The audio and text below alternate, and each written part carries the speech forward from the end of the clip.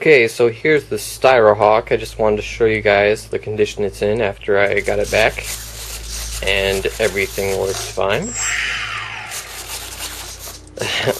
Of course, the first thing you notice is that the wings are totally bleached on the top. I'm sitting up in the tree for like a week and a half. Another thing is, this is odd. I didn't know that hot glue does this, but after being in the sun for a really long time, it kind of dries up and turns this nasty yellow. It almost looks like it's been epoxy, but you know, it's hot glue. Kind of weird. But yeah, everything works on it. Probably the only real damage would be the little control horn kind of popped out. It's kind of hard to maneuver with wings in, but yeah, it's popped out. It's not a big deal. Oh my gosh, I'm binding the servo. Better not do that. But yeah, that's fine. It's not too hard to fix there. You know, it didn't get hot enough to melt the glue, I don't think. Now it's kind of like it melted, but you know, it's not that bad. So this is after I did the night flying, and so I'm glad I did this. I took the night flying gear off, so you know, I didn't know that if it was going to rain or not. Luckily it didn't, so you know, the electronics survived. I also didn't put a cam on it. You know, again, that would have died in the rain, but yeah, it didn't rain. But that would have been an interesting video, right? And it's kind of weird. I'll show you. I'll take the wings off here. Gotta unplug the servo extensions here. You know, I could probably just rotate this. Okay. So look at that. Yeah. And the great thing is, I was expecting this to be really, really warped, but there's like nothing wrong, especially, you know, after sitting up in the tree. And you can see some areas where maybe like a branch and some leaves were kind of slightly covering it up. You see how that's not completely bleached right there, especially in this other wing. I can unplug it. What's down there? Okay. Like right there. You can see that it was maybe at an angle where only some sun hit it, or it was being slightly covered up. This is weird. Oh yeah, I remember what I did. I taped, I put some tape on, and I got it wrong, like kind of at an angle, and I ripped it off, and that's why that's missing some paint there, but whatever. What else? Yeah, the battery died completely. This is not the battery I had. This is still a 1300 milliamp, but it's not the same battery. Yeah, what I did with I kept the sticker, and I put it on my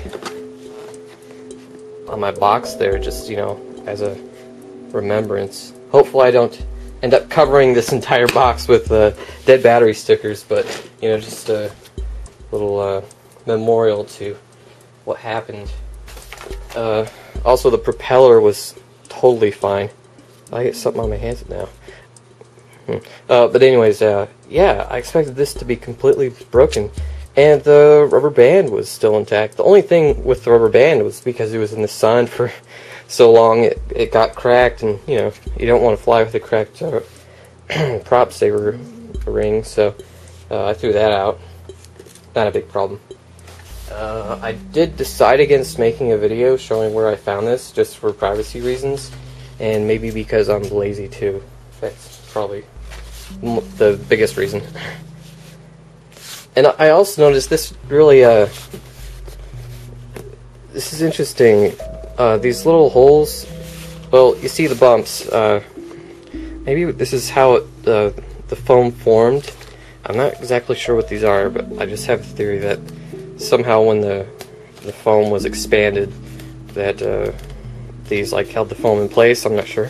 But when it comes to they put the sticker on, in each little area they poked a little hole so that in the heat it didn't expand like this one. This one didn't get a hole, and look, it bubbled up, it blistered up like that in the heat. That's kind of interesting. Kind of cool. Makes it sound kind of funny. So yeah, I'm taking a break from this. thing, I need to bring out my other plane. I'm like building 2 other planes right now.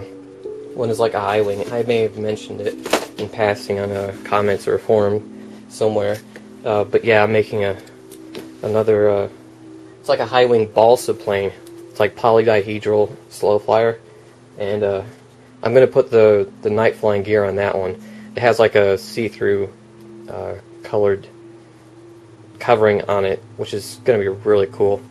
It's probably going to be easier to, you know, check the orientation of it in flight, so I'm not going to be doing any crazy loops like I did. Oh, one other thing I just noticed. This is probably where it was resting up against a branch. So you can see it's kind of brown.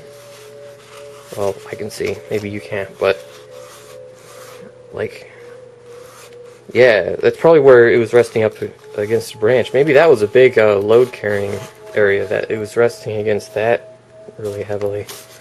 But just some slight nicks and scratches, like, yeah, right there you can tell that it was resting up against that.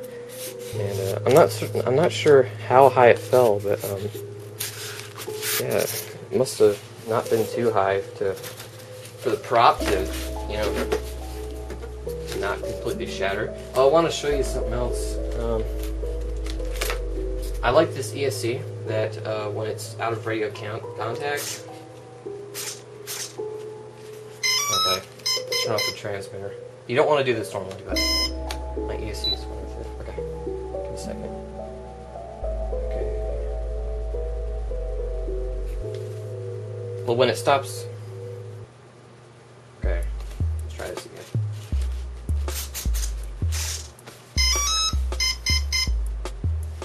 Can you see that? Okay. Alright, see, it's making a noise now. That's the ESC.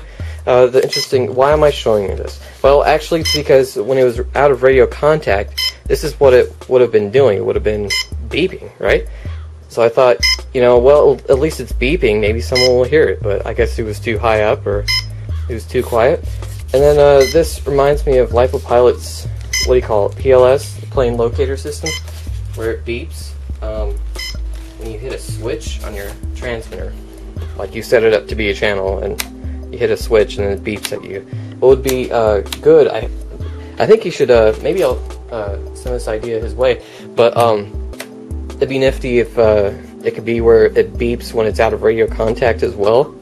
So, say, like my situation, you know, if I had the PLS, you know, it'd be well, for one thing, it'd be a lot louder than this. But anyways, say you can't get to it, you don't know exactly where it is, it's really far, and it happens to be close to someone that can, you know, maybe hear it if it's going off. But you know how it is right now, if you just have it on a switch and it only goes off when it can actually reach your transmitter signal.